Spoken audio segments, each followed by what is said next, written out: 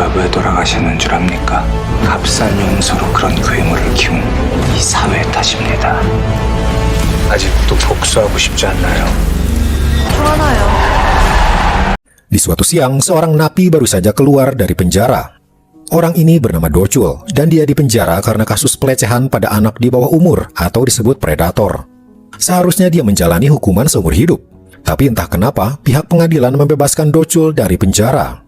Para masyarakat pun protes dan berdemo, marah dengan kebebasan seorang predator ini. Docul masuk ke dalam taksi berwarna hitam. Mobil itu langsung meninggalkan kerumunan yang masih berteriak marah pada Docul. Di dalam mobil, Docul tersenyum penuh kemenangan. Mobil-mobil wartawan mengikuti taksi yang ditumpangi Docul. Tiba-tiba si supir bermanuver tajam membuat mobil wartawan yang mengejar di belakangnya kewalahan mengikutinya. Lalu sebuah mobil van muncul dan menghalangi jalan. Supirnya berpura-pura kalau mobilnya sedang mogok. Hal itu membuat taksi berjalan tanpa diikuti siapapun. Tapi Docul kini heran, kemana ia akan dibawa? Si supir pun tak menjawab pertanyaan Docul yang membuat Docul marah dan membuka sabuknya. Ia menyerang si supir dengan mencekiknya, tapi supir itu lebih ahli bela diri. Docul yang malah diserang balik dan terluka.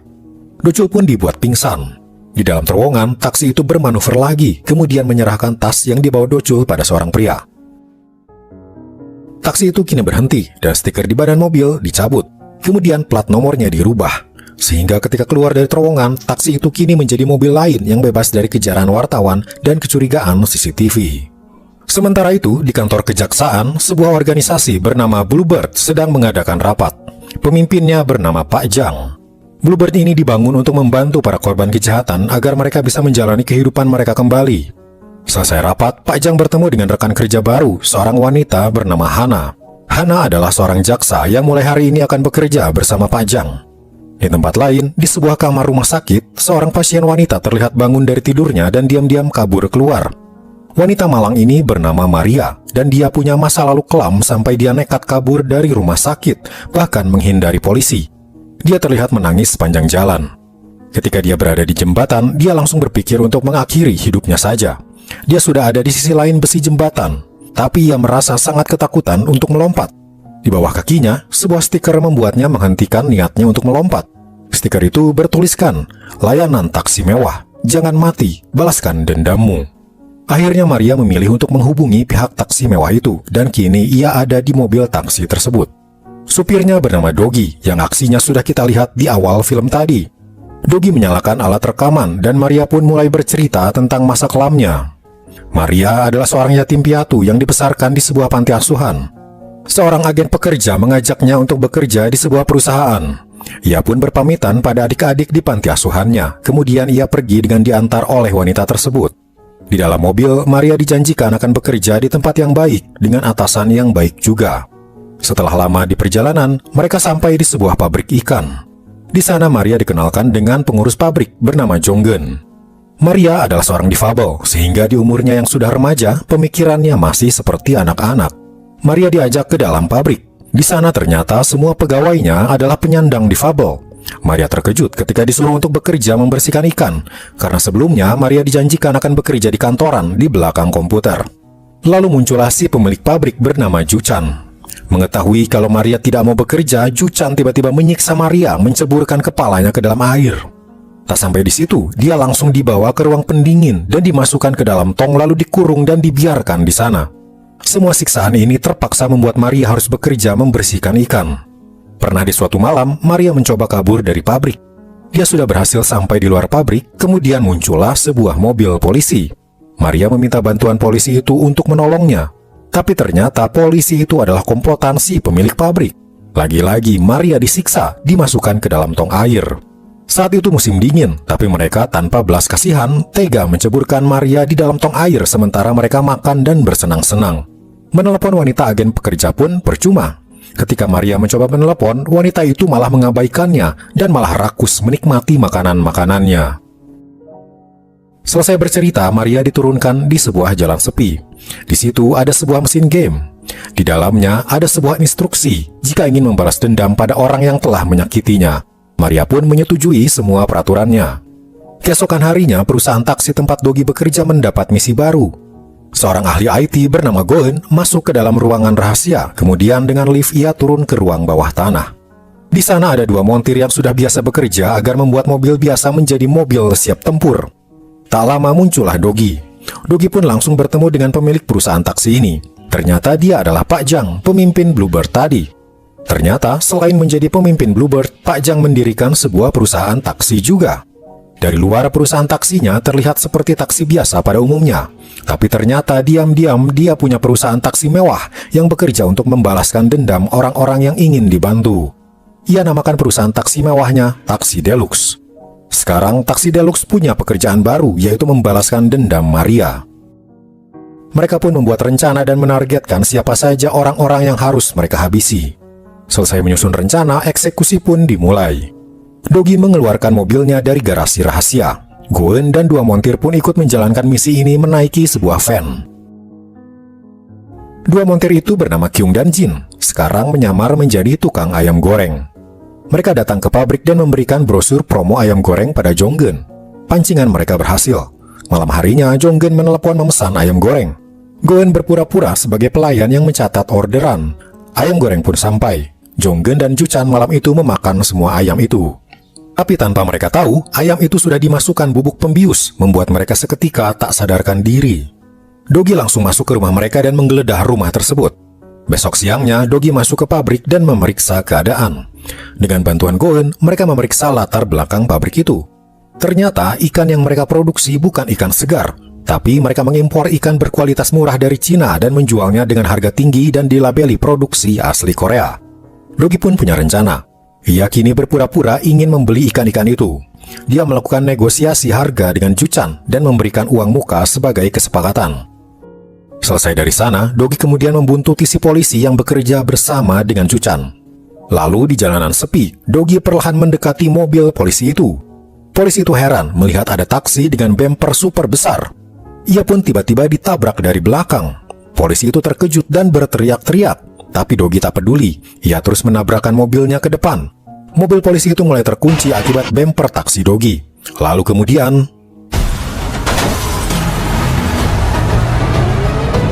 si polisi tak sadarkan diri. Dogi langsung mengambil kamera CCTV di mobil polisi itu dan pergi dari sana. Malam harinya, Jonggen sedang mengambil ikan yang baru saja mereka impor dari Cina. Dogi langsung menghadang mobilnya. Dengan memakai topeng, Dogi ingin memberikan pelajaran pada Jonggen. Tapi Jonggen ternyata membawa beberapa pengawal. Dogi pun mau tak mau harus menghabisi mereka semua.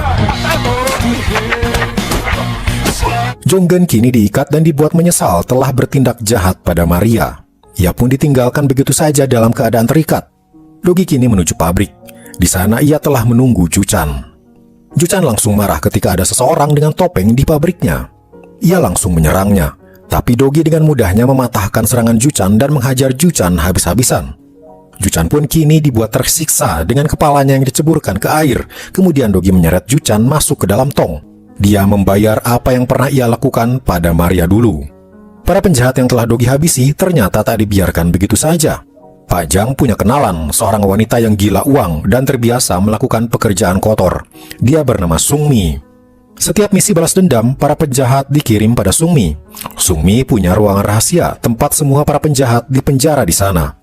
Dan ternyata, Docho, si predator di awal film, dikurung di sana juga. Pak Jang hanya perlu membayar Sungmi sejumlah uang dan setiap misi balas dendam selalu berjalan lancar. Sementara itu, di kantor kejaksaan, Hana sedang memeriksa sebuah CCTV. Rekaman itu memperlihatkan saat-saat di terowongan ketika sebuah taksi mewah keluar dari sana. Dia sedang memeriksa kasus Docho, si predator, yang hilang secara tiba-tiba setelah ia menaiki sebuah taksi. Lalu kembali pada Maria, kini akhirnya balas dendam Maria sudah selesai dan kini Maria sekarang tinggal bersama para pekerja di fabel yang lain. Dia juga mendapat kunjungan dari adik-adiknya, membuat dirinya kini menjadi pribadi yang bahagia. Sementara itu, di sebuah rumah kecil, seorang anak SMA sedang mencari cara untuk mengakhiri hidupnya di internet sambil menangis. Tapi sebuah iklan terus muncul di layar laptopnya. Iklan dari Taksi Deluxe dengan moto, "Jangan mati, balaskan dendammu. Taksi mewah akan membantumu." Ia pun akhirnya menghubungi Taksi Deluxe itu. Lalu di suatu siang, ketika dia duduk menunggu di luar, sebuah taksi warna hitam muncul. Ia pun masuk ke sana dan Dogi seperti biasa mulai merekam ceritanya. Anak SMA ini bernama Jungmin. Dia murid pindahan dari sekolah lain. Di hari pertamanya dia sudah dibully karena seragamnya bau ikan. Itu karena setiap hari sebelum sekolah dia selalu membantu ibunya berjualan. Ibunya seorang tunarungu. Ada 3 murid yang sering membuli Jungmin, salah satunya bernama Sungtae. Dia dan kedua temannya yang lain selalu mengambil uang Jungmin dan mengajaknya karaoke hanya untuk membulinya lagi habis-habisan.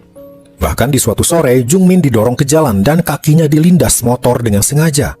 Melapor ke polisi pun percuma karena tidak ditanggapi oleh mereka. Melapor ke guru pun, Jungmin takut untuk berbicara. Karena pernah suatu hari mereka bertiga datang ke rumahnya dan mengancam kalau mereka bisa saja menyakiti ibunya. Akhirnya dia hanya bisa menangis, sementara ibunya yang tak bisa mendengar ikut merasakan penderitaan anaknya itu. Selesai bercerita, Jungmin diturunkan di sebuah game center. Di sana ada sebuah mesin game yang harus ia mainkan. Di layar muncul instruksi tentang taksi deluxe yang akan membantunya membalas dendam. Awalnya Jungmin ragu dan takut, tapi ketika ia ingat penderitaan yang sudah ia alami, ia kembali ke depan layar dan menyetujui semua peraturan yang muncul di game tersebut. Sementara itu, Dogi dan yang lainnya kembali menyusun rencana untuk membantu Jungmin membalaskan dendamnya. Kali ini, Dogi akan berpura-pura sebagai guru pengganti di kelas di mana ketiga pembuli itu belajar. Dogi pun masuk ke kelas dan mulai mengabsen. Ketika Dogi mengabsen ketiga anak itu, mereka sudah bersikap tak sopan. Bahkan Sungtae keluar dari kelas dan tidak menghargai Dogi. Ketika jam istirahat, mereka memalak Dogi karena Dogi sedang berperan menjadi guru yang culun. Suatu hari, di kamar mandi sekolah, Sungtae dan kedua temannya sedang membuli seorang murid. Lalu tiba-tiba keluarlah Dogi dari kamar mandi dan langsung mengajak murid yang dibuli itu keluar agar tak dibuli lagi. Lalu di suatu pagi, mereka bertiga menghentikan seorang kakek pemulung. Mereka tak tahu kakek itu adalah Pak Jang yang menyamar. Mereka meminta kakek itu untuk membelikan mereka rokok. Tapi di gerobak si kakek ternyata sudah ada banyak rokok. Mereka pun membeli sebungkus. Kemudian di sekolah, mereka akan melakukan sesuatu pada Dogi agar Dogi dikeluarkan dari sekolah itu. Ketika jam istirahat, salah satu dari mereka berkata, ada seseorang yang ingin bertemu Dogi di perpustakaan. Ketika Dogi keluar, dia memasukkan majalah dewasa ke tas Dogi. Di perpustakaan, ternyata Sungtae menyuruh seorang murid perempuan untuk berpura-pura habis dilecehkan oleh Dogi. Sungtae mengancamnya, kalau tak mau bekerja sama, ia akan menerima akibatnya. Terpaksa, dia pun mengikuti perintah Sungtae. Dogi pun masuk ke perpustakaan, tapi tak ada siapapun di sana. Ia pun keluar lagi. Lalu dari dalam, seorang murid perempuan menangis histeris dengan baju dan rambut kusut. Semua murid di koridor langsung berkerumun. Dogi difitnah kalau dirinya sudah melecehkan murid perempuan itu. Kemudian tiba-tiba pengeras suara di sekolah bergema menyuruh Dogi untuk masuk ke kelas tempat ia mengajar. Sungtae tersenyum karena Dogi pasti akan dikeluarkan karena kasus ini. Tapi begitu sampai di kelas, majalah dewasa tadi malah ada di tasnya Sungtae. Si murid perempuan tadi tiba-tiba mengaku di bajunya cuma kemasukan serangga, jadinya kusut seperti itu. Ternyata ketika Dogi diminta untuk datang ke perpustakaan, Goen bisa melihat apa yang terjadi karena ada kamera di meja Dogi. Ia pun akan membalikan keadaan. Goen kini mengganti pakaiannya menjadi seragam SMA. Ia masuk ke ruang guru dan mengambil majalah itu. Kemudian dia masuk ke kelas Sungtae dan memasukkannya ke dalam tas Sungtae. Goen juga berbicara pada si anak perempuan agar jangan memfitnah Dogi kalau tidak mau menerima akibatnya. Akhirnya, kasus pelecehan yang Sungtae rencanakan kini malah berbalik menyerang dirinya. Ketiganya pulang sekolah dalam keadaan sangat marah pada Dogi. Di jalan, tiba-tiba mereka melihat kakek yang tadi pagi ditangkap polisi karena ternyata kakek itu menjual ganja. Kakek itu juga menunjuk mereka bertiga ketika ditanya pada siapa ganja itu dijual. Mereka langsung lari ketakutan. Padahal itu semua hanyalah akting dari Pak Jang dan kedua montirnya. Mereka pergi ke hutan dekat sekolah dan langsung mengubur ganja itu di sana agar tak seorang pun yang tahu. Lalu besoknya ketika kelas dimulai, Sungtae dan kedua temannya lagi-lagi mencari masalah dengan bermain game di tengah pelajaran. Sungtae bahkan berkata kalau dia tak mau belajar kalau Dogi yang jadi gurunya. Dogi pun mengalah dan berkata kalau hari ini mari kita menonton video saja. Layar TV dinyalakan, lalu muncullah video dua orang anak SMA yang sedang mengubur sesuatu. Itu adalah video Sungtae dan kedua temannya. Mereka pun kaget dan panik. Dogi pun berpura-pura terkejut dan mematikan TV. Kini Dogi mulai membuat mereka bertiga ketakutan. Mereka pun mencoba menggali untuk mengambil ganja tersebut. Tapi tiba-tiba Dogi menelepon dan berkata kalau dia sudah menyerahkan ganja itu pada polisi. Dogi pun masih membalas kelakuan mereka dengan datang ke rumah Sungtae dan mengobrol dengan ayahnya. Sungtae berpikir kasus ganja itu akan dibocorkan pada ayahnya. Kini Dogi punya kartu as mereka dan mereka tak bisa membalas apa-apa. Esoknya Dogi diminta Sung Tae untuk datang ke suatu tempat. Begitu Dogi sampai, ternyata Sung Tae sudah menyewa preman-preman untuk menghabisi Dogi. Lalu dimulailah pertarungan Dogi dan para preman tersebut yang bisa ditebak mereka semua habis dihajar oleh Dogi. 사랑의 회초리. Kini Sung Tae ketakutan, tak menyangka kalau Dogi bisa berkelahi. Dogi langsung menendang Sung Tae hingga jatuh ke bawah. Kedua temannya langsung ketakutan setengah mati dan meminta maaf. Dogi berkata, kalian harus menyerahkan diri kalian pada polisi dan pindah sekolah. Mereka pun melakukan perintah dari Dogi dan mengakui pembulian mereka terhadap Jungmin pada pihak polisi. Sementara Sung Tae, ternyata jatuhnya dia sudah direncanakan. Dia mendarat di bantalan dalam keadaan pingsan. Ketika Sung Tae tersadar, satu tangannya terikat dan di depannya ada banyak roti. Dogi datang dan berkata, kamu harus menghabiskan semua roti ini. Jika ada sisa, setiap roti yang tersisa harus kamu bayar dengan harga mahal. Dan jika tak bisa membayar, Sung Tae harus bekerja setiap hari mulai besok untuk membayar harga roti tersebut, dan baru akan lunas dalam waktu bertahun-tahun. Sung Tae hanya bisa memakan roti-roti itu dengan perasaan menyesal. Sisa hidupnya kini harus ia jalani untuk membayar semua roti yang tersisa dengan harga yang sangat mahal. Pembalasan dendam untuk Jungmin pun selesai, dan kini Jungmin sudah bisa bersekolah lagi tanpa ada yang membuli. Tak hanya itu, Pak Jang datang pada ibu Jungmin yang sedang berjualan. Ia menyampaikan Jungmin mendapat beasiswa hingga perguruan tinggi dan semua biayanya akan ditanggung. Ibunya terlihat sangat senang dan bahagia. Jungmin pun sudah mulai bersekolah lagi tanpa ada pembuli di sana. Lalu pada suatu malam, Pak Jang mengajak Dogi untuk acara makan malam dengan rekan kerjanya di kejaksaan.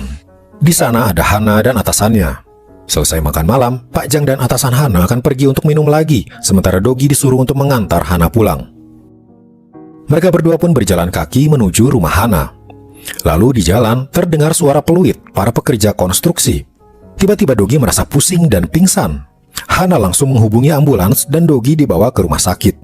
Ketika diperiksa, di sekujur tubuh Dogi terlihat banyak luka, termasuk beberapa luka tembak. Hana heran dari mana Dogi mendapat luka-luka sebanyak itu. Pingsannya Dogi ternyata akibat dari suara peluit yang membuat ia teringat masa kelamnya. Dulu, ketika ia baru pulang dari wajib militer, ia pulang ke rumahnya dan memanggil ibunya, tapi tak ada sahutan. Dogi masuk ke rumahnya dan langsung melihat ibunya sudah tak bernyawa dengan darah tergenang. Suara teko air panas adalah satu-satunya suara yang ia dengar ketika kejadian mengerikan itu terjadi. Di dalam pingsannya, Dogi bermimpi tentang masa lalunya. Dia sedang bersama ibunya yang punya usaha rumah makan, sedang mengobrol. Dogi berkata kalau dia akan masuk akademi militer. Padahal setahu ibunya, impian Dogi adalah untuk belajar akting. Tapi karena tak ada biaya, Dogi merelakan impiannya itu. Tiba-tiba keadaan di sekeliling berubah dan si pembunuh ibunya sedang menghunuskan pisaunya pada ibu Dogi. Dogi berteriak tapi ibunya tak mendengarkannya.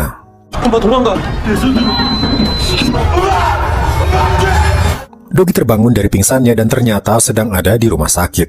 Pak Jang menenangkan Dogi. Lalu datanglah Goen yang juga cemas akan keadaan Dogi. Untungnya Dogi tak mengalami sakit apapun dan dia bisa pulang hari itu juga. Orang-orang yang ada di dalam taksi Deluxe semuanya punya masa lalu kelam. Bahkan Pak Jang sendiri, sang pendiri taksi Deluxe, mendirikan taksi Deluxe karena orang tuanya dibunuh sama seperti Dogi. Begitu pula dengan Goen, dia punya kenangan kelam tentang kakaknya. Setiap hari ia hanya bisa melamun dan menangis ketika mengenang kakaknya itu. Sementara itu, Hana sedang menangani kasus baru, kasus seorang pegawai yang disiksa oleh atasannya. Pegawai ini bernama Yongmin dan dia bercerita perusahaan tempat ia bekerja bernama Yudata. Pemimpin di sana, seorang CEO bernama Yang Jin, sering memukul pegawainya. Ia juga tak segan-segan menyuruh pegawainya memukul pegawai lain, kemudian ia tertawa melihat kejadian itu. Suatu hari, Yongmin dimarahi dan ditampar berkali-kali oleh Yang Jin karena Yongmin meminta maaf pada salah satu konsumen karena kesalahan perusahaan.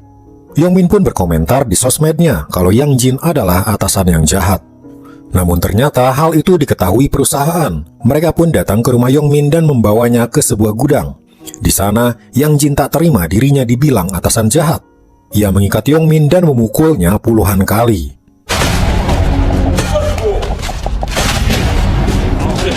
Hana pun akan menyelidiki kasus Yongmin ini. Tapi besoknya, tiba-tiba atasan Hana memanggilnya, berkata kalau kasus Yongmin dicabut dan antara Yongmin dan Yang Jin sudah berdamai. Hana langsung mencium kejanggalan di sini.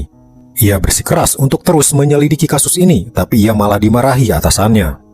Tak lama muncullah Pajang dan merasa tak enak melihat mereka sedang bersih tegang. Atasan Hana pergi ke kamar mandi, sementara Pajang melihat dokumen kasus Yongmin. Ia diam-diam membawa dokumen itu dan dia menyerahkannya pada Dogi yang kebetulan ada di luar kantor. Kasus itu pun kini langsung ditangani oleh Taksi Deluxe. Mereka menyusun rencana bagaimana caranya menghabisi Yang Jin dan perusahaannya itu. Kali ini Dogi harus menyusup ke dalam perusahaan, jadi dia harus menjadi pegawai di sana. Ia pun melamar menjadi seorang programmer karena perusahaan Yudata adalah perusahaan penyedia konten internet. Ia pun akhirnya diterima di perusahaan Yudata. Sementara itu, Hana masih belum menyerah dan terus menyelidiki kasus Yongmin juga. Ia mendapat fakta baru, kejadian kekerasan di perusahaan pernah terjadi sebelumnya pada orang lain. Ia pun kini mendatangi orang tersebut yang tinggal jauh dari kota Seoul di daerah pinggiran pantai. Ketika ia bertemu dengannya dan Hana ingin berbicara tentang perusahaan Yudata, orang itu langsung ketakutan dan berlari menjauh.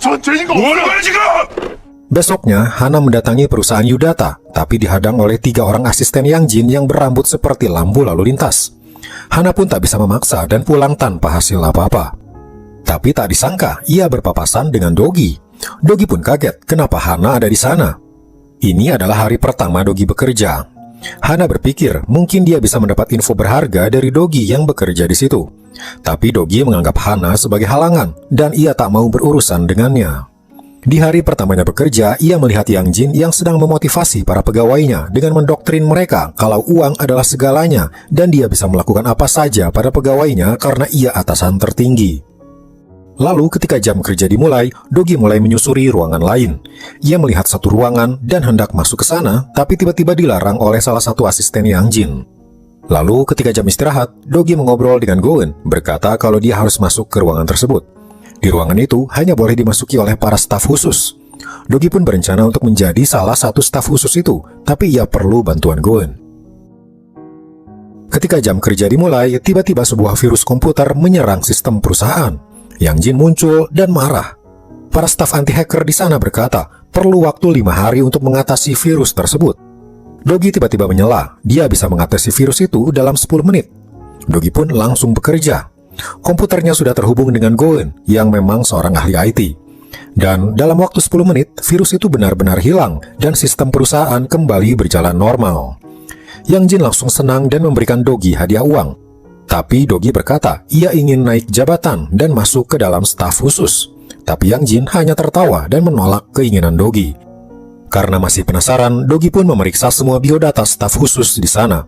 Anehnya, mereka semua punya latar belakang buruk. Mantan kriminal, penjudi, orang yang terlilit hutang, dan sebagainya.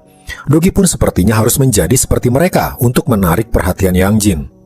Maka, di suatu malam, ketika Yang Jin pulang dalam keadaan setengah mabuk, mobilnya terhalang oleh sebuah mobil van. Lalu Yang Jin melihat Dogi yang sedang memaki-maki seorang pria yang tak lain adalah montirnya. Ia memaki dan merendahkan pria itu, sementara Yang Jin melihat kejadian tersebut. Besok paginya, Yang Jin tampaknya mulai tertarik pada Dogi karena kejadian semalam. Kebetulan, staf khususnya sedang kekurangan orang. Akhirnya, pagi itu Dogi diberitahu kalau dia sudah naik jabatan dan kini akan menjadi salah satu staf khusus. Akhirnya, strategi Dogi selama ini berhasil, dan kemungkinan ia akan bisa mendapat info penting di ruangan staf khusus itu. Begitu sampai di dalam ruangan staf khusus, Dogi disuruh untuk menginstal sebuah aplikasi. Goen memeriksa aplikasi itu yang ternyata sebuah spyware atau alat pelacak. Dengan ini, semua staf khusus bisa diawasi oleh Yang Jin. Malam harinya, ketika Dogi pulang kerja, dia sudah ditunggu oleh Hana di depan kantor. Hana ingin mendapat info tentang Yang Jin dari Dogi dan mengajaknya bekerja sama. Goen berbicara di earphone Dogi, aplikasi pelacak tadi sedang aktif dan Dogi sedang diawasi. Maka Dogi pun berpura-pura langsung menolak permintaan Hana itu dan memuji-muji Yang Jin sebagai atasan terbaik. Hana terlihat kecewa karena Dogi tak bisa diajak bekerja sama, kemudian pergi. 자신의 욕망을 Tapi ternyata Yang Jin sudah melihat Dogi dan Hana lewat CCTV-nya dan mencurigai Dogi. Ketika Dogi di parkiran, ia langsung disekap dan dibawa ke suatu tempat. Di sana, Yang Jin langsung mengancam Dogi kalau dia bisa melakukan apapun pada dirinya. Dogi berpura-pura menangis dan memohon maaf karena tadi berbicara pada Hana karena dia tak kenal siapa Hana. Yang Jin kali ini masih berbaik hati dan hanya mengancam Dogi, kemudian melepaskannya. Lalu di dalam mobil, salah satu asisten Yang Jin berambut hijau memperlihatkan apa yang terjadi pada Dogi kalau dia macam-macam di perusahaannya. Di HP-nya terekam video Yongmin yang dipukuli habis-habisan. Dogi pun berpura-pura menyesal dan meminta maaf. Tapi ternyata malam itu adalah malam pembalasan dendam. Dogi memasang bumper super besarnya lagi di mobilnya dan melaju mengejar bawahan Yang Jin itu. Dari belakang ia menyusulnya. Kemudian dia berbalik arah dan menginjak gasnya. Ia pun kaget ada mobil melaju kencang di depannya. Dia membanting setirnya tapi langsung menabrak pembatas jalan dan terguling. Dogi langsung menghampiri mobilnya dan mengambil kamera dashboardnya. Esok harinya, Dogi bekerja seperti biasa. Pagi itu ia disuruh untuk mengupload file-file baru ke internet yang asalnya dari sebuah flash disk rahasia. Hanya para staf khusus yang bertugas melakukan penguploadan file-file ini. Sebelum mengupload, Dogi mengirim file-file itu pada Goen. Dan ketika file itu dibuka, ternyata isinya adalah video-video dewasa. Tapi yang menyakitkan hati adalah, di salah satu video terlihat seorang wanita yang Goen kenal. Dia adalah kakak Goen. Dogi terdiam, sementara Goen menangis tak percaya. Dulu, kehidupan Goen dan kakaknya yang bernama Jungen sangatlah dekat. Jungen sangat sayang pada Goen dan sering mengajaknya menghabiskan waktu bersama. Hingga pada suatu hari, Goen melihat di depan rumahnya kerumunan orang dan polisi. Dia melihat tas kakaknya tergeletak di tanah. Goen langsung lemas ketika melihat kakaknya sudah tak bernyawa dan bersimbah darah. Kematian Jungen bukanlah tanpa sebab. Beberapa hari sebelumnya, di kampusnya Jungen tiba-tiba menjadi perbincangan banyak orang. Ternyata video dia dengan pacarnya yang sedang bermesraan tersebar di internet. Jungen langsung menelepon pacarnya itu dan meminta penjelasan. Pacarnya berkata, dia merekam itu diam-diam, tapi tidak untuk disebarkan. Tapi suatu hari handphonenya rusak dan dibawa ke tempat servis. Kemungkinan videonya disebarkan oleh orang yang menservis handphone itu. Jungen kemudian melapor pada polisi. Tapi mereka berkata, menghapus video yang sudah tersebar di internet sangatlah sulit. Karena tak bisa mengandalkan orang lain, Jungen pun menghapus satu persatu video yang ada di internet sebisa yang ia mampu. Bahkan jari-jarinya sampai berdarah saking seringnya dia menghapus video-video itu. Tapi setiap videonya dihapus, video itu semakin tersebar luas. Akhirnya, karena tak tahan dengan semua itu, dia mengakhiri hidupnya dengan melompat dari ketinggian. Goen yang teringat lagi trauma masa lalu itu, kini hanya bisa menyendiri di kamarnya. Sementara itu, masalah juga sedang terjadi pada Sungmi. Dia yang terbiasa mendapat titipan penjahat dari Pajang, kini mendapat masalah karena salah satu penjahat di sana kabur. Penjahat itu adalah Dochul, si predator. Ketika itu, Sungmi membawa Dochul keluar untuk diambil korneanya, karena ada seseorang yang mau membayar mahal. Karena tergiur uang, Sungmi pun membawa Dochul ke ruang operasi untuk diambil korneanya. Tapi Dochul berhasil kabur dan menghabisi para anak buah Sungmi. Dochul pun berhasil melarikan diri. Kini Dochul ingin membalas dendam pada Pak Jang, orang yang telah menjebloskannya ke penjara Sungmi. Sungmi berusaha untuk menutupi kejadian ini, namun pada akhirnya Pak Jang tahu juga. Ia kini harus ekstra waspada karena Dochul bisa muncul kapan saja untuk membunuhnya. Kembali pada Dogi, ia kini sedang disuruh untuk menemui Yang Jin, atasannya, di sebuah tempat mewah. Tak lama kemudian muncullah seorang pria memakai masker. Ketika membuka maskernya, ternyata dia adalah pacarnya Jungen dulu. Lalu terungkaplah kalau pria ini ternyata adalah aktor yang menjebak banyak wanita agar video mereka bisa tersebar di internet. Kakak Goen waktu itu pun dijebak oleh pria ini.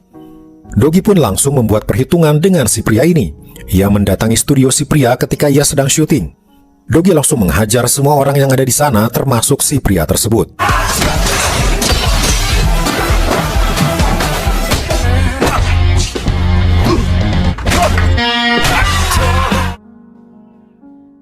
Besoknya Dogi kembali bekerja di Yudata.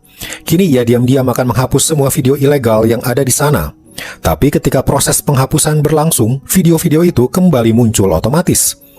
Lalu tiba-tiba di kantor Yudata, Hana datang dan membawa surat penggeledahan karena Yang Jin dicurigai mengupload video-video ilegal. Tapi ketika diperiksa, semua video-video itu hilang dari server. Dogi pun sadar, sepertinya server utama yang menyimpan video-video itu bukanlah di kantor Yudata, tapi ada di lokasi rahasia, sehingga Yang Jin bisa bebas menyembunyikan bahkan memunculkan kembali semua video kapanpun ia suka. Esoknya, Dogi meminta bantuan mantan pegawai Yudata untuk menunjukkan tempat tinggal Yang Jin. Tapi di perjalanan, ternyata dia diikuti oleh Hana. Hana juga ternyata diikuti oleh pegawai Yang Jin, karena Yang Jin tak suka kantornya dobrak-abrik oleh Hana kemarin siang. terjadilah aksi kejar-kejaran antara mereka. Dogi berhasil kabur dari kejaran Hana. Tapi Hana yang dikejar oleh anak buah Yang Jin kini dalam masalah. Mobilnya dihimpit oleh mereka, berusaha untuk membuat Hana kecelakaan. Tiba-tiba Dogi kembali untuk membantu Hana. Ia pun menghalangi salah satu mobil dan akhirnya mobil itu menabrak mobil yang terparkir di pinggir jalan. Dogi kini bermanuver menghadap dua mobil di depannya dan menyalakan lampu sorot, membuat yang ada di mobil tak bisa melihat. Hal itu membuat mobil Hana terperosok ke gundukan pasir, sementara mobil anak buah Yang Jin menabrak pembatas. Dogi pun meneruskan perjalanannya menuju tempat tinggal Yang Jin. Di sana, Yang Jin langsung memarahi mantan pegawainya yang sudah keluar dari perusahaannya.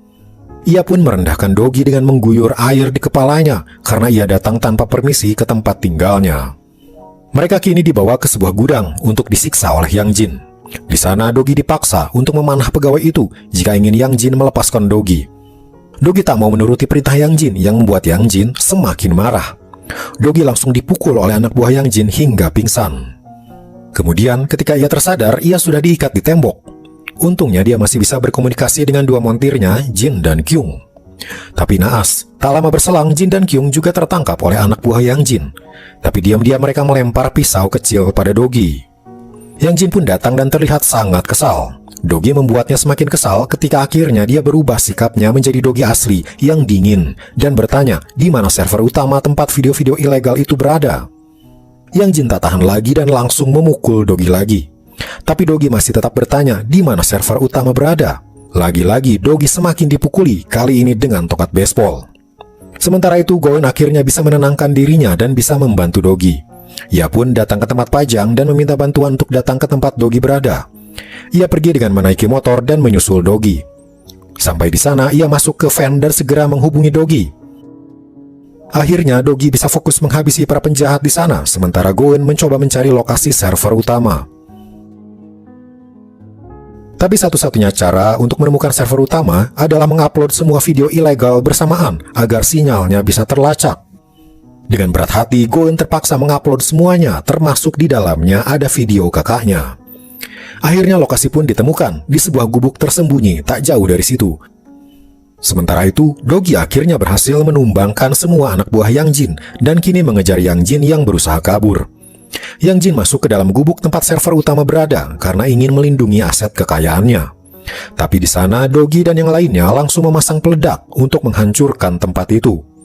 Sementara itu, Hana dan para polisi sudah mendapat surat perintah untuk menangkap Yang Jin. Mereka pun pergi ke tempat tinggal Yang Jin. Sesampainya di sana, mereka melihat tempat itu sudah berantakan dan terlihat anak buah Yang Jin terkapar tak berdaya. Tak lama kemudian, sebuah ledakan terjadi, menghancurkan server utama di sana dan juga menghempaskan Hana dan para polisi lainnya.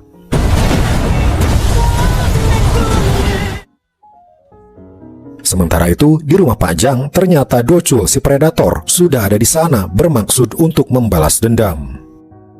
Terjadilah pergumulan antara Pajang dan Dochul. Tapi naas, Pajang tertusuk di perut. Tiba-tiba muncul anak buah Sungmi ke situ, tepat sebelum Dochul hendak membunuh Pajang. Sungmi langsung membawa Pajang ke rumah sakit. Dogi dan yang lainnya langsung menyusul ke rumah sakit begitu tahu berita ini. Sementara itu, di tempat tinggal Yang Min, para penyidik menemukan ID card Dogi sebagai pegawai Yudata. Hal itu membuat Dogi dicurigai ada hubungannya dengan kasus ledakan di tempat tersebut. Beberapa hari kemudian, Pajang sudah siuman dan mulai membaik. Ia dijenguk oleh teman sekantornya yaitu atasan Hana bernama Jinwoo. Jinwoo memperlihatkan ID card Dogi dan berkata kenapa supir taksi di perusahaan Pajang bisa jadi pegawai Yudata. Pajang mengelak dengan menjawab Dogi memang pernah bekerja di sana tapi hanya beberapa hari. Tak hanya Jinwoo, Hana ternyata juga mendatangi Dogi langsung ke rumahnya. Dogi langsung merasa tak nyaman, tahu kalau dirinya sedang dicurigai. Hana bertanya, kenapa ada ID card milik Dogi di tempat tinggal Yang Min tempat ledakan terjadi. Dogi menjawab, ID card itu diambil oleh Yang Min sendiri dan mungkin terbawa sampai ke rumahnya. Dogi mengelak dirinya tak ada di sana waktu kejadian ledakan. Hana pun tak bisa menanyai lebih jauh dan akhirnya pergi dari rumah Dogi. Hingga pada suatu hari, Hana sengaja menunggu di depan rumah Pajang. Lalu muncullah sebuah sedan hitam yang dikendarai Dogi masuk ke rumah Pajang. Hana pun memfoto bukti tersebut. Keesokan harinya, Hana bertemu dengan atasannya Jinwoo dan meminta surat penggeledahan untuk Pajang. Hana pun memperlihatkan kesamaan foto taksi hitam yang pernah membawa Docho si predator, lalu yang pernah menabrak mobil polisi, sama dengan mobil yang kemarin masuk ke rumah Pak Jang. Kemunculan taksi itu selalu bertepatan dengan hilangnya para kriminal. Hana curiga Dogi menculik para penjahat itu dan membunuhnya di rumah Pak Jang.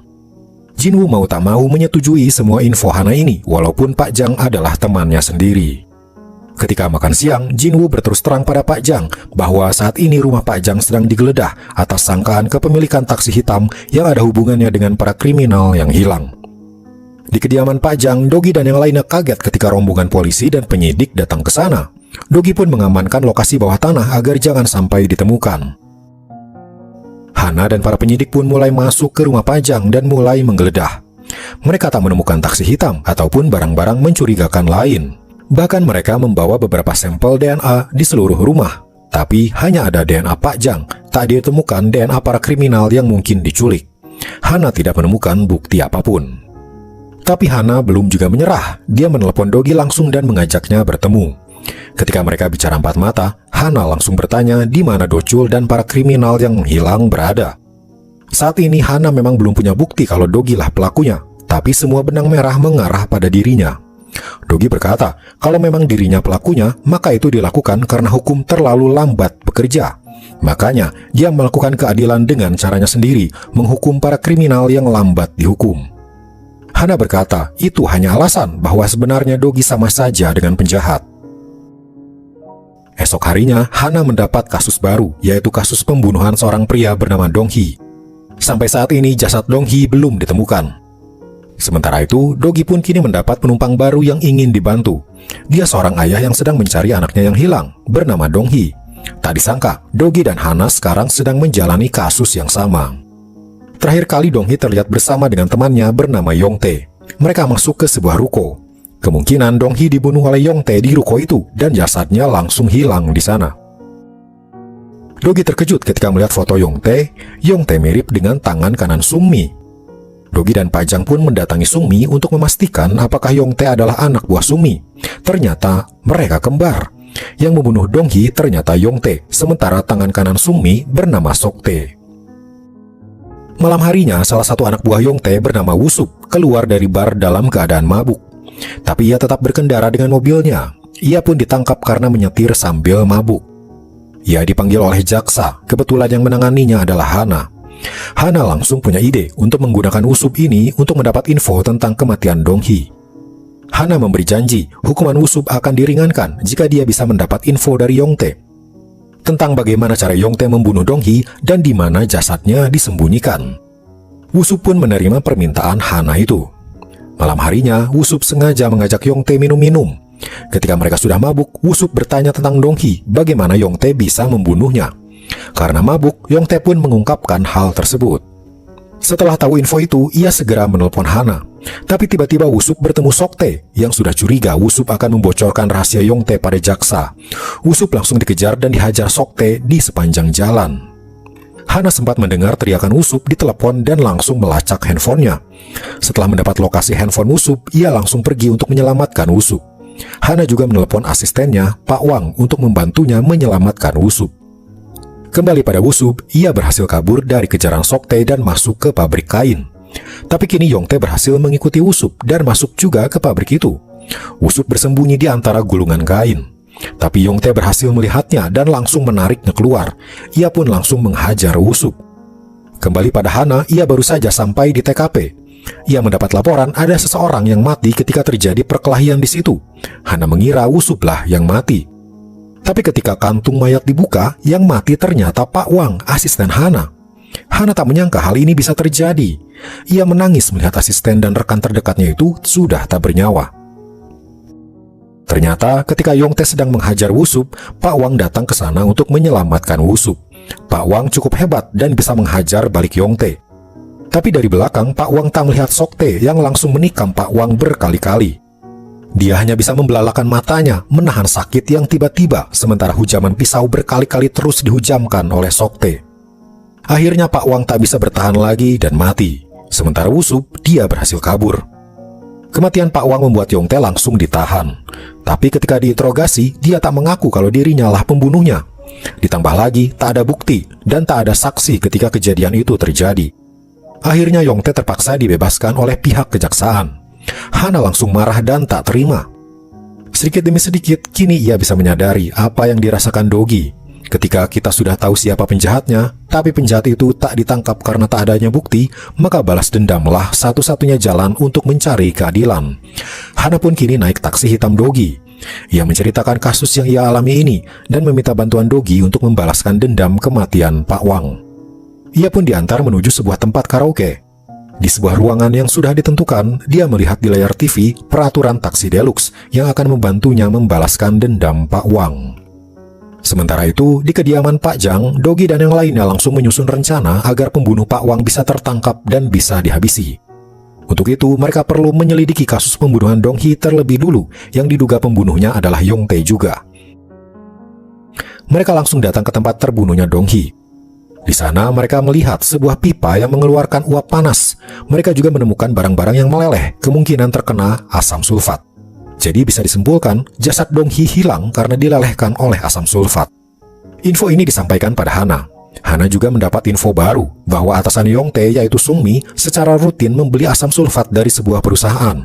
Jadi kemungkinan penghilangan jasad ini secara rutin dilakukan oleh Sungmi dan para anak buahnya. Mereka langsung menyusun rencana. Jin dan Kyung berpura-pura sebagai pegawai pengangkut asam sulfat. Mereka memasukkan tong-tong ke dalam truk milik Yongtae. Setelah itu Yongtae membawanya ke markasnya.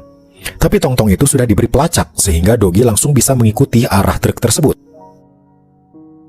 Dogi akhirnya sampai di sebuah gudang tempat truk itu berhenti. Kebetulan sedang tak ada siapapun di dalam.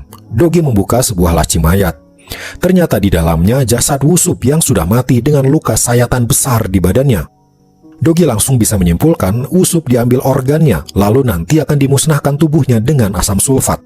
Dia langsung berlari dan muntah. Dia tak menyangka ternyata ini semua adalah sindikat perdagangan organ manusia dan Sungmilah otak di balik semua ini.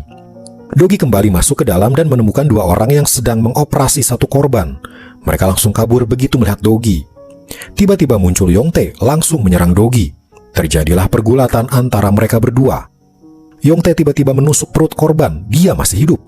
Yongtae langsung kabur, tapi Dogi tak bisa mengejar karena korban itu sedang pendarahan karena ditusuk Yongtae. Ia langsung menghubungi Hana. Tak lama kemudian, Hana dan para polisi datang ke sana dan mengambil semua barang bukti dan membersihkan TKP. Berita langsung tersebar dan masuk TV bahwa ada perdagangan organ ilegal di Korea sedang terjadi. Berita itu ditonton oleh Sungmi dan Pak Jang. Sungmi mengaku semua penjahat yang Pak Jang titipkan, kornea dan livernya diambil untuk dijual. Sedangkan apa yang dilakukan Yongtae bukanlah atas perintah dia. Sungmi sadar, ternyata Yongtae melakukan penjualan organ tanpa sepengetahuan dirinya dan korbannya adalah orang tak bersalah seperti Dong Hee dan Wusup. Esoknya Sungmi mendatangi Pak Jang dan memberikan kunci penjara tempat para kriminal disekap selama ini. Sungmi akan pergi dan menyerahkan kriminal pada Pak Jang. Ia juga akan menangkap Soktae yang bersekongkol dengan Yongtae. Sungmi datang ke sebuah restoran dan akan memberi bius pada minuman Soktae.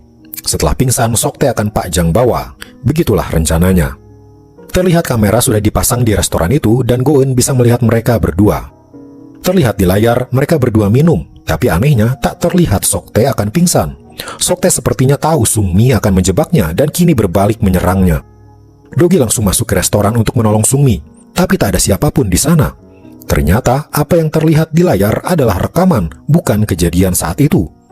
Mereka langsung datang ke markas Sungmi dan melihat penjara-penjara sudah kosong. Pak Jang mendapat telepon dari Sungmi. Sungmi berkata, semua ini sudah ia rencanakan.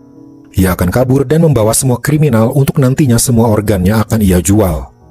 Ternyata semua rencana kemarin adalah tipu muslihat Sungmi agar ia bisa kabur dan tetap bisa menjual organ manusia. Ia berencana kabur ke Bahama dengan bantuan kedutaan besar Bahama di Korea. Tanpa membuang waktu, Dogi langsung mengejar Sungmi agar jangan sampai dia dan para kriminal pergi ke Bahama. Ia pun sampai di kedutaan besar. Go-eun langsung menghack sistem di sana dan memadamkan listriknya. Dogi pun bisa masuk ke area yang dilarang dengan bebas. Tapi tak lama kemudian, Hana juga datang ke sana untuk mencari Yongtae. Sementara di lantai 2, Dogi mengeluarkan bom asap kemudian menyalakan alarm kebakaran. Semua orang di kedutaan panik berlarian keluar. Tiba-tiba di antara kepulan asap, Dogi melihat Yongtae. Ia pun mengejar Yongtae yang berusaha kabur. Di basement, Dogi langsung menghajar Yongtae hingga dia tak sadarkan diri. Dogi dan teman-temannya menyamar sebagai petugas medis dan membawa Yongtae untuk dibawa. Dari jauh, Hana melihat itu dan segera membuntuti kemana Dogi pergi. Di jalan, Dogi sengaja memilih jalur macet karena dengan ambulansnya, mobil lain segera menyingkir, sementara Hana tertinggal jauh di belakang. Sementara itu, para kriminal yang akan dibawa Sungmi ternyata memberontak. Satu di antara mereka berhasil melepaskan ikatan dan menghabisi anak buah Sungmi. Mobil yang membawa mereka pun mereka bajak. Sungmi langsung mendapat kabar ini dan langsung marah. Ia tak menyangka para sanderanya akan kabur seperti ini. Sementara itu, ketika Dogi sampai di rumah Pajang, Pajang langsung menelpon Sungmi. Ia meminta tukar sandera. Yongtae akan Pajang serahkan jika Sungmi menyerahkan para kriminal yang selama ini Pajang tangkap. Sungmi kebingungan karena kini para kriminal sudah kabur. Ia jadi tak bisa bertukar sandera. Ia pun menyuruh Soktae untuk menemukan kembali para kriminal tersebut. Di sebuah rest area, akhirnya para kriminal itu berhasil ditemukan oleh Soktae. Tapi beberapa dari mereka berhasil kabur dan tidak ada di mobil. Malam harinya, pertukaran sandera pun dimulai. Pajang membawa Yongtae sesuai janji. Sungmi pun membawa satu mobil berisi para kriminal. Tapi tiba-tiba dari belakang muncul mobil polisi. Sungmi langsung kabur dan pertukaran pun batal. Pajang dan Dogi juga tak tahu kalau polisi akan datang. Ternyata Hana dari awal sudah membuntuti Dogi dan sekarang ia akan mengambil Yongtae yang selama ini sudah diincar oleh pihak kejaksaan. Dogi juga ditahan karena dianggap melindungi Yongtae dan tidak langsung menyerahkannya pada pihak berwajib. Dogi langsung diinterogasi oleh pihak kepolisian, tapi Dogi menolak untuk memberikan keterangan. Dia malah berpura-pura lapar dan meminta makanan. Sementara itu, jika kalian masih ingat Maria yang sekarang tinggal di pabrik ikan, dia melihat Jonggeun, orang yang dulu pernah menyakitinya. Maria langsung menelepon pihak taksi Deluxe dan Goen langsung berinisiatif untuk menolongnya. Ia datang ke sana dengan mengendarai motor. Maria terlihat ketakutan ketika Jonggeun muncul lagi dan mulai mendekatinya. Untung Goen muncul tepat waktu dan mengajaknya naik motornya. Tapi tiba-tiba sebuah pukulan menjatuhkan Goen dan Maria dari motornya. Ternyata itu adalah si pria mantan kakaknya Goen. Mereka pun membawa Maria dan Goen yang pingsan ke sebuah tempat. Sementara itu, Pak Jang tiba-tiba kedatangan Sungmi dan para anak buahnya. Mereka langsung menyandera Pak Jang dan Kyung. Jin yang baru datang langsung disuruh kabur begitu melihat rekannya disandera. Ia pergi dengan mobil. Kembali pada Dogi, kini dia berpura-pura ingin ke toilet. Ia langsung menyerang petugas di situ dan hendak kabur. Tiba-tiba Hana datang dan melarang Dogi kabur. Kalau itu terjadi, Dogi bakal jadi tersangka dan hukumannya akan lebih berat. Dogi menjelaskan saat ini rekan-rekannya sedang dalam kesulitan. Selain itu, Dogi berkata dalang utama sindikat organ manusia adalah Sungmi. Dogi berjanji jika ia keluar sekarang, Sungmi akan ia tangkap dan akan diserahkan pada Hana. Hana pun akhirnya percaya dan Dogi bisa keluar dari sana. Kebetulan Jin baru saja muncul. Mereka berdua langsung menuju rumah Pak Jang lagi untuk menyelamatkan rekan-rekannya. Tapi sebelum itu Dogi punya rencana. Ketika sudah sampai di rumah Pak Jang, mobil dimasukkan ke garasi dan masuk ke bawah tanah. Para anak buah Sungmi sudah bersiap menghabisi Dogi. Tapi mereka terkejut ketika di dalam mobil tak ada Dogi.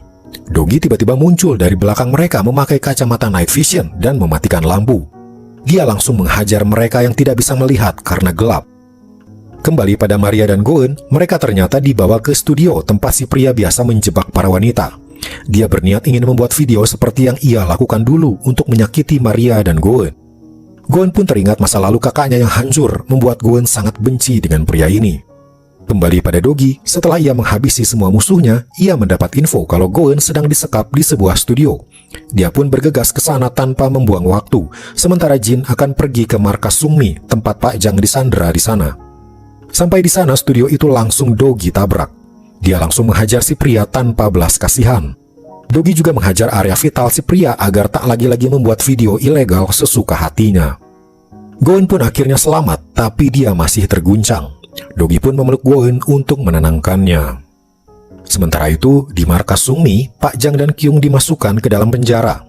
Sungmi mengancam dia akan menyakiti Kyung. Tapi kalau Pak Jang mau memberikan matanya pada Sungmi, ia berjanji Kyung tak akan disakiti. Pak Jang dengan tegar bersedia melakukannya.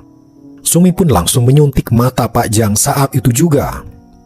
Di luar, tiba-tiba puluhan polisi datang ke markas Sungmi. Sungmi langsung keluar untuk menghadang mereka. Hana memimpin operasi kali ini. Dia dan timnya akan menggeledah markas Sungmi yang diduga sebagai dalang penjualan organ manusia. Sungmi pun mempersilahkan markasnya digeledah. Tapi keberadaan Pak Jang yang disandra jauh berada di bawah tanah, tersembunyi dan tak bisa diakses oleh orang biasa, sehingga Hana hanya menggeledah ruangan atas saja. Karena tak ada apapun, Hana dan timnya pergi dari sana. Kembali pada Dogi, kini dia dan Goen bergegas menuju markas Sungmi. Di jalan ia melihat mobil Jin. Ketika di persimpangan, tiba-tiba sebuah truk menabrak mobil Jin dari samping, membuat Dogi dan Goen terkejut. Ternyata pelakunya adalah Juchan, si pemilik pabrik ikan dulu. Ia ternyata kabur dari rombongan sewaktu di mobil. Jin terlihat sekarat dan hampir tak sadarkan diri. Dogi murka dan langsung membuat perhitungan pada Juchan. Dia mengganti bemper mobilnya dengan bemper super besar lagi dan mulai mengejar truk Juchan. Terjadi saling tabrak dari samping. Dogi menyusul jauh ke depan, lalu berbalik arah. Ia kini akan menabrakkan diri dengan truk itu. Dogi langsung melompat keluar sebelum tabrakan terjadi. Truk itu terguling. Juchan terlihat sudah tak bernyawa. Dalam keadaan yang sudah babak belur, Dogi masih harus menyelamatkan Pak Jang dan Kyung. Ia kini memakai motor Goen untuk menuju markas Sungmi. Sampai di sana, Dogi langsung menghabisi orang-orang yang mencoba menghalanginya. Dia sampai di hadapan Sungmi. Terlihat Pak Jang dan Kyung disandra dengan pisau di leher mereka. Dogi tahu Sungmi adalah tipe orang yang tak main-main. Dia pun menjatuhkan senjatanya dan menyerahkan dirinya. Dogi langsung dipukul hingga nyaris pingsan. Sungmi melangkah melewati tubuh Dogi. Tiba-tiba Dogi bangkit dan menyandra Sungmi dengan pisau. Keadaan berbalik 180 derajat. Dogi menyuruh Sungmi agar anak buahnya membebaskan Pak Jang dan Kyung. Sungmi mengira Dogi hanya menggertak. Tapi Dogi mulai menyayat pipi Sungmi, membuat Sungmi panik dan ketakutan. Pak Jang dan Kyung pun dibebaskan dan keluar. Tapi Dogi lengah dan berhasil dipukul dari belakang. Sungmi yang berhasil bebas langsung pergi keluar. Sungmi naik ke sebuah truk, tapi Dogi sempat mengejarnya. Diam-diam Dogi melempar sebuah earphone ke dalam truk yang dikendarai Sungmi yang kini sudah pergi. Kini Dogi harus berduel dengan Soktae. Dogi sudah hampir kehabisan tenaga dan terlihat sudah babak belur. Para anak buah Sungmi datang dan langsung mengepung Dogi. Tiba-tiba muncul rombongan polisi. Ternyata Hana datang lagi dan tepat waktu. Dogi diam-diam menjauh dari kerumunan dan menaiki salah satu mobil polisi. Ia kini mengejar truk Sungmi karena earphone yang tadi ia lempar bisa ia lacak.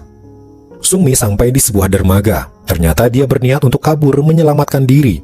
Tak lama Dogi muncul. Dia langsung menabraki para anak buah Sungmi dengan mobilnya. Dia keluar dari mobil dan kembali menghajar para anak buah Sungmi yang tersisa. Ketika semua berhasil ia bereskan, dia mengejar Sungmi yang sedang duduk tenang. Sungmi sepertinya tahu dia tak akan selamat. Dia memilih untuk dibunuh Dogi saja. Tapi Dogi menolak dan berkata, kematian terlalu mudah untukmu. Kau harus menebus dosa-dosamu di penjara. Akhirnya datanglah Hana dan para polisi, langsung menahan Sungmi. Dogi akhirnya berhasil membereskan semuanya dan langsung ambruk karena kelelahan dan semua luka yang ia alami. Kasus sindikat penjualan organ manusia sudah terungkap dan Sungmi sudah tertangkap. Untuk saat ini, Korea kembali aman dari kasus kriminal besar. Tapi Dogi dan rekan-rekannya masih terus bekerja, menegakkan keadilan dengan cara mereka membantu orang-orang yang ingin membalas dendam. Dan drama pun selesai. Oke guys, itu dia seluruh alur cerita dari drama Korea Taxi Driver. Yang suka dengan video ini, bolehlah like dan subscribe-nya, karena admin akan terus memberikan alur cerita dari film dan drama seru untuk kalian tonton. Oke, sampai jumpa di video berikutnya.